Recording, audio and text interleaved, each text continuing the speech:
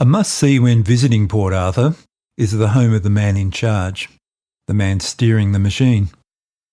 The Commandant's house evolved from a small four-room cottage built in preparation for the arrival of Captain Charles O'Hara Booth in 1833, to the extensive, rambling building perched on the slope overlooking the harbour. Each Commandant would have their home extended and modified as they saw fit. Today, as a museum house, a number of eras are represented. Of particular note is the neo-Gothic wallpaper in the entrance and the oak graining covering the doors and archways. At the back of the house is the kitchen, where we can almost smell the fresh bread and other delicacies being prepared. Commandants were initially military or ex-military, with civilian administrators in charge during the later years. Booth was the most powerful and most important, with jurisdiction over the entire peninsula, overseeing major development and construction and the peak of population at Port Arthur of close to 2,500 convicts, military, other personnel and families by 1842.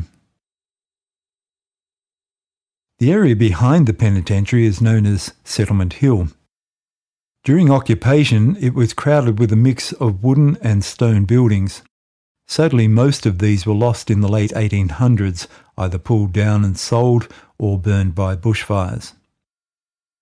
The top of the hill was once dominated by a comprehensive military garrison. Still present today is the guard tower.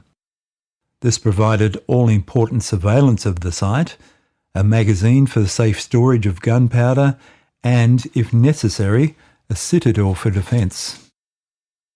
Tower Cottage close by was lodgings for non-commissioned officers, and inside is an excellent model of the military area as it was.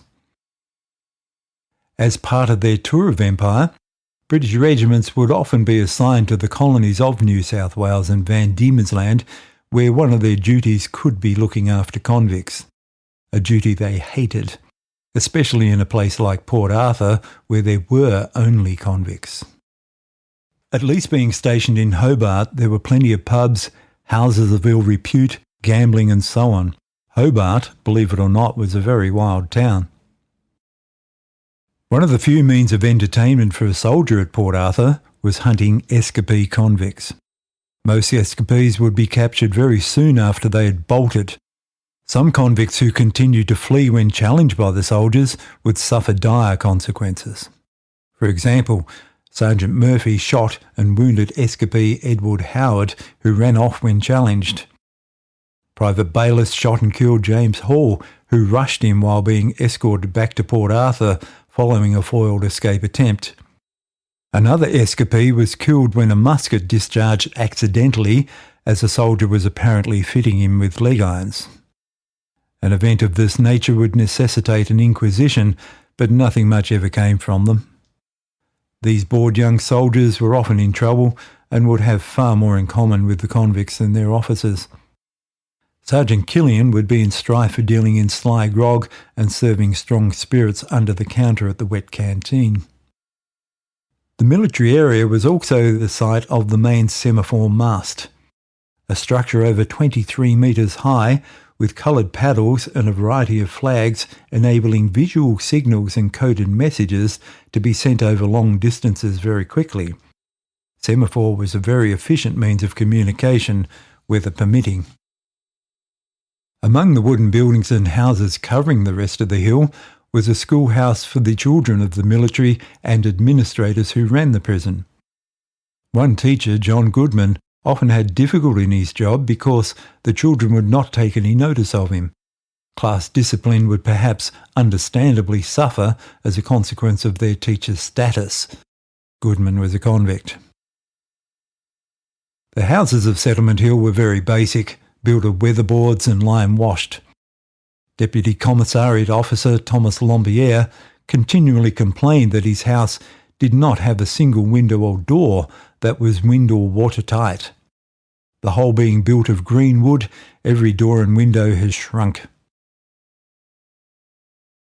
The commanding building you can see at the top of the hill is the hospital. The sandstone building was preceded by 2 earlier buildings of timber construction. The Port Arthur Hospital was neither better nor worse than most of the hospitals one may be unfortunate to find themselves in at this time. Hospitals were dreaded and commonly referred to as dying places.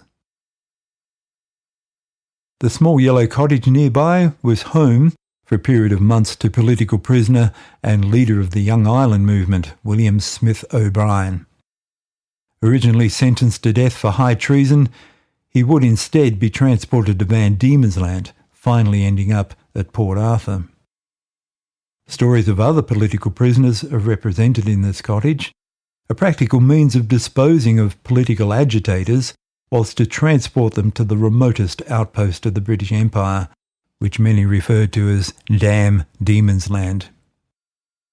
The mounded area just below Settlement Hill was once the site of the original prisoners' barracks, and the triangles, where floggings would be carried out, but more on that later.